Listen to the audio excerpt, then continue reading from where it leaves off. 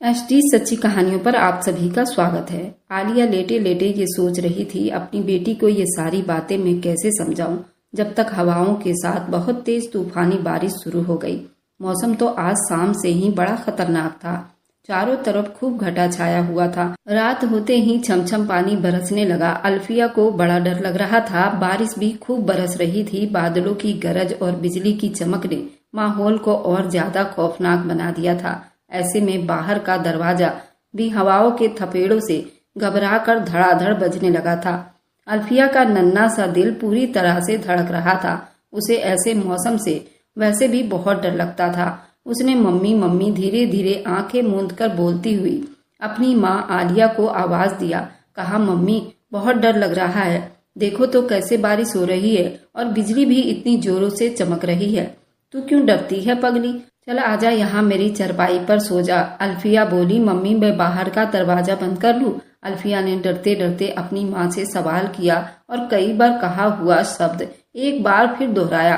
तुझे कितनी बार कहा है ये मत बोला कर, फिर भी तुझे समझ नहीं आती। अचानक माँ आलिया लेटे लेटे उठ बैठी। उसके चेहरे पर न जाने कैसा मसला था, कैसी बेबसी थी। अल्फिया अपनी माँ का चेहरा देखकर सहम गई। हल्की रोशनी में आलिया का चेहरा भी गुस्से में लाल दिख रहा था। बचपन से आज तक इसी बात पर माँ का मूड ऑफ हो जाया करता था और आज में माँ की बदलती रंगत और बेचैनी देखकर अल्फिया शर्मिंदा होने लगी। उसे कभी कभी अपनी माँ पर गुस्सा और कभी तरस भी आ जाता था। अल्फिया उठकर बरामदे में रखी सुराही से पानी निकालकर पीने लगी। फिर धीरे धीरे चलती दोबारा अपनी चरपाई पर आ बैठी। माफ कर देना मम्मी, आइंदा नहीं बोलूंगी। दरवाजा बंद करके अल्फिया ने करीब आकर नरमी से अपनी माँ के कंधे पर हाथ रखकर कहा, चलो अब सो जाते हैं। आलिया ने निगाहें उठाकर अपनी 15 साल की मासूम बच्ची को देखा। वह भी तो बेकसूर थी। उसे क्या पता था कि माँ ऐसा क्यों करती हैं। आलिया ने अपनी बेटी का हाथ पकड़कर अपने साथ लिटाया और वह अपनी माँ की नरम आगोश में सब कुछ भूल भाल कर जल्दी से सो गई। लेकिन आलिया अपनी मुमताज की यादों में कहीं खो गई। मम्मी मम्मी, हमारे गांव में शहर से बहुत सोने सोने कुड़ियां और मुंडे आए हैं। आलिया अपनी सहेलियों के साथ पानी भरने गई थी। वापसी में ये खबर भी लेती आई थी। अच्छा, मगर क्यों? पता नहीं क्यों, मगर मम्मी उनके इतने अच्छे अच्छे कपड़े हैं और आंखों पर काले ऐनक भी। हाँ, तो शहर से आए हैं तो चेंज होंगे ही ना। चल तू रोटी खा ले गरम गरम। माँ ने अपनी बेटी आलिया की तरफ रोटी बढ़ाई, साथ में प्लेट में दाल भी रखी। मम्मी ये लोग रोज रोज दाल तो नहीं खाते होंगे ना? उफ, तू झल्ली हो गई है क्या? बकवास कर रही है। चल जल्दी जल्दी खाना खा और कपड़े धो। 3 दिन से कह रही हूँ तुझे, तेरा तो दिल ही नहीं लगता काम में। माँ की बात सुनकर आलिया सर झुकाकर जल्दी जल्दी निवाले हलक से उतारने लगी, मगर दिल तो मुमताज और शहरों के लोगों में ही अटका पड़ा था। आलिया को बचपन से ही शहर की जिंदगी अच्छी लगती थी।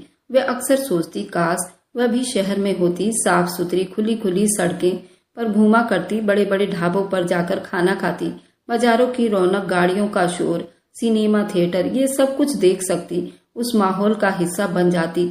मगर वे लोग तो पुश्तैनी गरीब लोग थे, जो मालिकों के खेतों पर दिन रात मेहनत करके अपना खून पसीना बहा देते और बदले में कुछ रुपए मिलते, जिसे वे हंसी खुशी अपनी जिंदगी गुजारा करते। गांव की सबसे खूबसूरत लड़की आलिया ही थी। खूबसूरत जिस्म, सूखा सफेद रंग, नीली आंखें, उस पर से लंबे घने बाल, जो देख ले तो देखता ही रह जाए। धीरे धीरे शाम हो रही थी। मौसम बहुत हसीन था।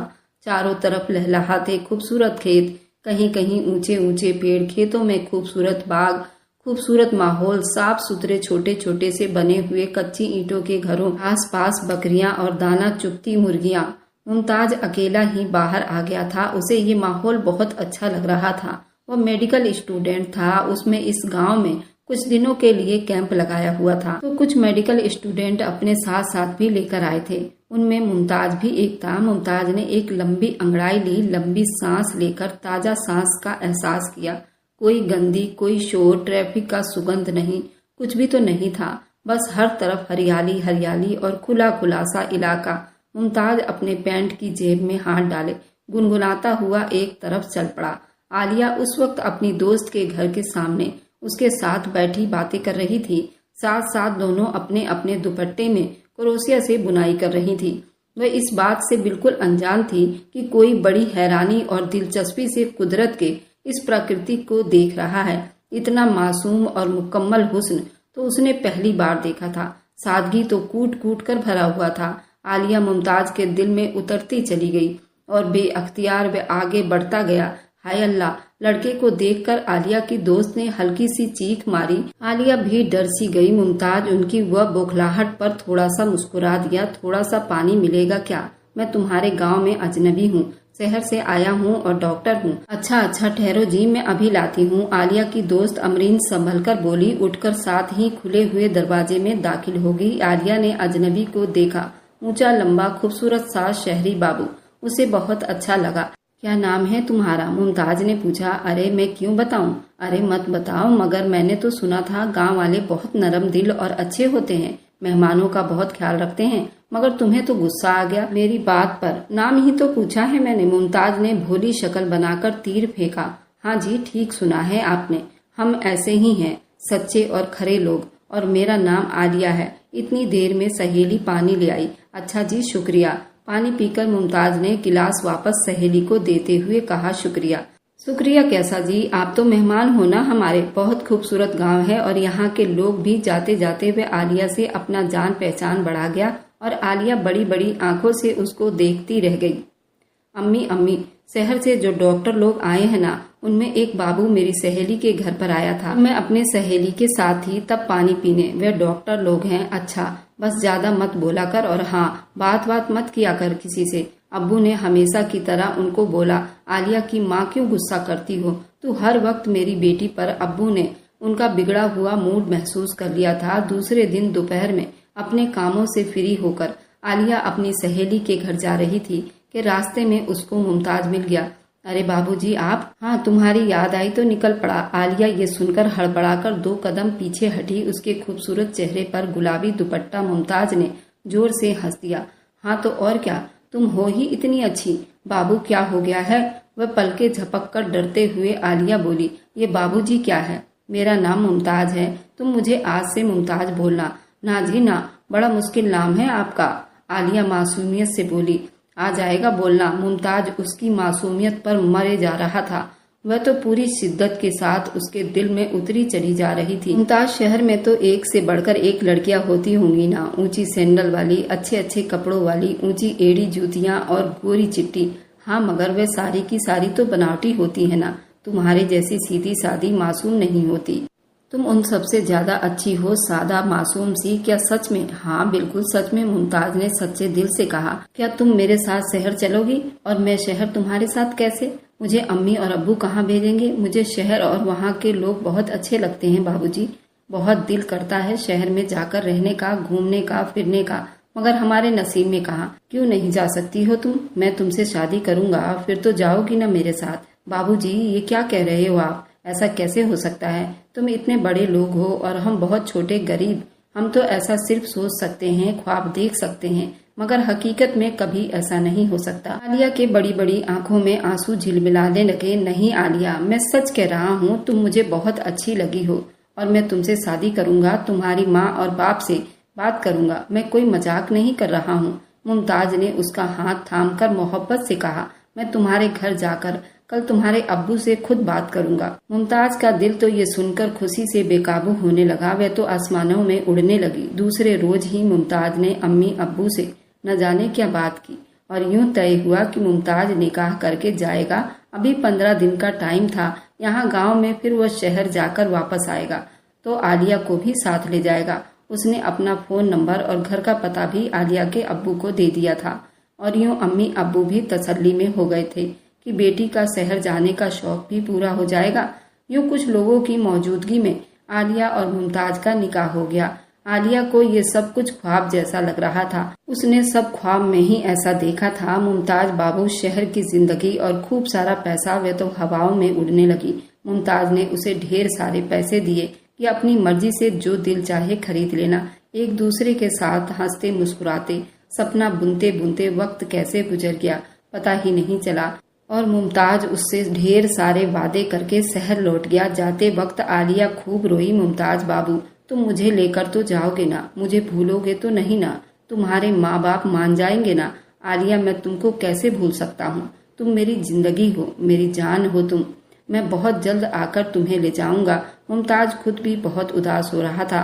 उसे आलिया का तड़पना अच्छा नहीं लग रहा था, मगर कुछ मजबूरियां भी तो थी। मुमताज बहुत खूबसूरत यादें छोड़कर शहर वापस लौट गया। आलिया की तो अब अजीब सी हालत रहने लगी। हर वक्त उदासी बेचैनी सवार रहती। सारा सारा दिन घर में बावली बनी फिरती। रातों को उठ उठ कर पागलों की तरह इधर उधर चक्कर लगाती। अक्सर दिन में सोते सोते या बैठे बैठे उठकर तेजी से बाहर के दरवाजे की तरफ भागती, जैसे मुमताज ने आकर दरवाजा बजाया हो। फिर कुछ दिन के बाद आलिया की तबीयत खराब रहने लगी। तब उसे पता चला वह माँ बनने वाली है। अब्बू और अम्मी ने चाहा ये खुशखबरी मुमताज को भी सुना दे। ये सोचकर अब्बू उसका टेलीफोन नंबर लेकर गांव में एसटीडी बूथ पर चले गए। मुमताज से बात हुई और वह बहुत खुश हुआ और वह चाहता था आलिया भी उससे बात कर ले। 2 दिन के बाद आलिया ने खुद मुमताज से बात की। दूरियां टूटी, खूब धुआंधार बात हुई। खुशी और दूरी दोनों के मिले जुले शब्द, एक दूसरे से शिकायत। दूसरी तरफ मुमताज भी बहुत बेचैन बेकरार इम्तिहानों की वजह से मजबूर था। उससे आलिया को यकीन दिलाया कि वह जैसे ही इम्तिहान से फ्री होगा वह जल्दी गांव पहुंचेगा और वह खुद भी आलिया और अपने होने वाले बच्चे के लिए बहुत परेशान है। उसने आलिया को ढेर सारी नसीहतें की, खूब अच्छी अच्छी बातें समझाई, हर तरह की फिक्र और परेशानी से दूर रहने की हिदायत दी। साथ में उसे यकीन दिलाया वह जल्द ही काफी सारे पैसे उनके नाम भेजेगा। आलिया आराम से रह सकती है, मैं जरूर आऊंगा। बहुत जल्द तुम मेरा इंतजार करना आलिया, तुम मेरा इंतजार करना। ये आखिरी शब्द था जो आलिया ने अपने पल्लू से बांध लिया था और इसी शब्दों ने उसे अपने निगाहों में रखी हुई थी। यही एक उम्मीद और आस जिस पर वह अपनी जिंदगी के मुश्किल और कठिन दिन गुजार रही थी। मुमताज से बात करके आलिया को बहुत तसल्ली हो गई थी। फिर ढेर सारे दिन गुजर गए। आलिया के लिए हर महीने उसके खर्च के पैसे आ जाती थी। 2-3 बार आलिया ने मुमताज से और भी बात की थी और फिर अचानक से मुमताज का वह नंबर बंद जाने लगा। अब्बू ने कई बार ट्राई की मगर हर बार मायूसी हुई। आलिया को भी परेशानी हुई, आखिर ऐसा क्यों हो रहा था? मुमताज कहाँ गया, कैसा था? अल्लाह मुमताज को अमन और चैन में रखे। अपनी तकलीफ भूलकर वह मुमताज की जिंदगी की दुआएं मांगती थी और फिर कुछ ऐसा दुख तकलीफ थका देने वाले सफर के बाद उसकी गोद में नन्ही सी उसकी बेटी अल्फिया थी। आलिया उसे अपने सीने से लगाकर पूरी तरह रो पड़ी थी। उसे मुमताज की याद में बिल्कुल तोड़कर रख दिया था। उसकी ये हालत देखकर अब्बू ने मुमताज का दिया हुआ पता अपने पुराने कुर्ते की जेब में से निकाला और मुमताज की तलाश में हिम्मत करके मुमताज के पास शहर चला गया। आलिया को पूरा यकीन था कि मुमताज कभी भी उससे बेवफाई नहीं कर सकता है। यकीनन वह किसी परेशानी में गिरफ्तार है। आलिया के अम्मी और अब्बू उसकी हालत देखकर सोचते हमने जल्दीबाजी में अपने बच्चे के लिए गलत फैसला कर लिया था। उनको तो बेटी की ख्वाहिश प्यारी थी, वह भला कब बुरा चाहते थे अपनी बेटी का, मगर ये तो अल्लाह की मर्जी थी। और आलिया का नसीब, अब्बू बेचारा मारा मारा शहर की गलियों में घूमता रहा। सबसे पूछा मगर बड़ी मुश्किलों से उसे पता चला। लेकिन उस वक्त उसके पैरों तले से जमीन निकल गई जब पता चला कि ये लोग तो घर बेचकर कहीं और जा चुके हैं। अब्बू तो ये सुनकर पागल सा हो गया। उफ, उसके सामने आलिया का मासूम सा उम्मीद वाला चेहरा घूम गया। साथ ही वह अल्फिया जो बाप की शक्ल को भी ना देखा था और शायद उसे अब ऐसे ही रहना था। दोनों हाथों से सर थाम कर वहीं सड़क के किनारे बैठ गया और सोचने लगा, क्या मुंह लेकर जाऊंगा वापस? आलिया को क्या जवाब देगा? अपने दिल पर मानो बोझ लिए वो वापस गांव लौट आया। दिल और दिमाग पर उल्टे सीधे ख्याल भरी बोझ उसका वजूद बर्दाश्त न कर सका। जैसे ही वह घर पहुंचा, अपनी बेटी का सवालों भरा चेहरा देखा। बड़ी मुश्किल से सारी बात अपनी बेटी को बताई। बेटी के आंखों में आंसू, अंदर दबी हुई सिसकियां और आहें बाप बर्दाश्त ना कर सका और उसी वक्त हार्ट अटैक हो गया। वह तो अपनी बेटी को मुमताज की मोहब्बत लूटने के लिए निकला था, मगर नवासी से नाना और एक बेटी को दाग दे गया। ये कैसा तूफान आया था माँ बेटी की जिंदगी में। आलिया की माँ तो सदमे की हालत में थी। आलिया की चीखों ने आसमान पर सर उठा लिया। माँ की खाली खाली वीरान आंखें देखकर वह तड़प रही थी। मम्मी को झकझोर रही थी, मम्मी मम्मी मुझे माफ कर दे। मम्मी के सर पर पड़ी सफेद चादर थामकर वह अपनी माँ से लिपट गई। काश अब्बू ना जाते, वे बार बार यही कहती और अपने सीने को पीटती रही, नहीं जीना अब। अचानक ही आलिया की माँ को जैसे होश आ गया। वह आलिया को सीने से लिपेट कर रोने लगी। तड़पने लगी। लोग माँ बेटी को दिलासे देते, खुद भी बहुत रो रहे थे। मरने वाले तो चले जाते हैं, अपने पीछे बेशुमार यादें छोड़ जाते हैं और पीछे रह जाने वालों को आखिरकार सब्र आ ही जाता है। मरने वाले तो हर कोई सब्र कर लेता है, मगर जीते जी पिछड़ कर जाने वालों को भूल जाना या उनको सब्र कर लेना किसी सूरत भी आसान नहीं होता। यही हालत अब आलिया की भी थी। बेकरारी, बेखुदी, उलझी उलझी सी वह बिल्कुल चुप होकर रह गई थी। हंसी तो वह जैसे भूल ही गई थी। हर दम उदासी और सोगवारी छाई रहती। ना खत्म होने वाली तन्हाई में वह जीने लगी। नवासी को अपने सीने से लगाकर नानी भी जिंदगी से नाता तोड़ बैठी थी। अब तो सिर्फ दोनों माँ बेटी एक दूसरे का सहारा थी। आलिया गांव वाली औरतों के कपड़े सिलाई कर देती, कढ़ाई कर देती, यूं उनका गुजारा हो रहा था। मुमताज तो पूरी तरह से जिंदगी से बेदखल हो चुका था। अल्फिया समझती थी उसका बाप मर चुका है। आलिया ने तो कोई खास जिक्र नहीं किया था बाप का। अल्फिया ने जब होश संभाला बस माँ को ही देखा। उसकी दुनिया बस माँ ही थी। ये एक दो सहेलियाँ। हाँ, अम्मी आलिया में खास बात थी। उसने घर का दरवाजा कभी बंद नहीं किया था, हमेशा वे दरवाजा खुला रखती थी। और ये अल्फिया की नन्ही समझ से बाहर था। उसने अपनी माँ से जब भी दरवाजा बंद करने को कहती तो माँ बुरी तरह डांट देती थी और फिर इस कदर बेचैन हो जाती कि नन्ही सी अल्फिया खुद ही शर्मिंदा होने लगती। उसे लगता मम्मी रोती रहती और वह माँ से अपनी बात की माफी मांग लेती। अल्फिया को अपनी माँ की खूबसूरत आंखों में आंसू बिल्कुल अच्छे न लगते थे। माँ के अंदर जैसी कोई बेकरार दिल बसी हुई थी जो उसे बेचैन और बेकरार रखती थी। अक्सर रातों को आलिया नींद से जाग कर जल्दी से बाहर की तरफ भागती थी, जैसे किसी ने दरवाजे पर दस्तक दी हो, और अल्फिया खामोश रहती, अपनी माँ को देखती रहती। अल्फिया 15-16 बरस की हो चुकी थी। गांव के स्कूल से 10वीं पास कर ली थी।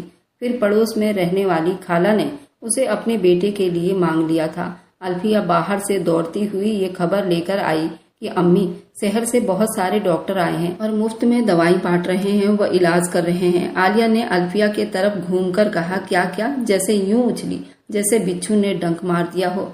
फौरन ही उसके चेहरे का हाव भाव बदल गया। तुम्हें इस तरह डर बसने लगा, तू क्यों गई थी वहाँ? आलिया का सन्नाटेदार थप्पड़ अल्फिया के नर्म नाजुक सफेद गालों को लाल कर चुका था। खबरदार, जो तू उनके करीब भी गई टांगे तोड़ दूंगी तेरी। इस अचानक थप्पड़ को अल्फिया समझ न पाई। अल्फिया के लिए बिल्कुल समझ से बाहर था। उसने भला ऐसा क्या कह दिया था? माँ को इतना गुस्सा आ गया था। अल्फिया गाल पर हाथ रखकर अपनी माँ को देखने लगी। अम्मी, अल्फिया ने अपने कपकपाते होंठ को हिलाया।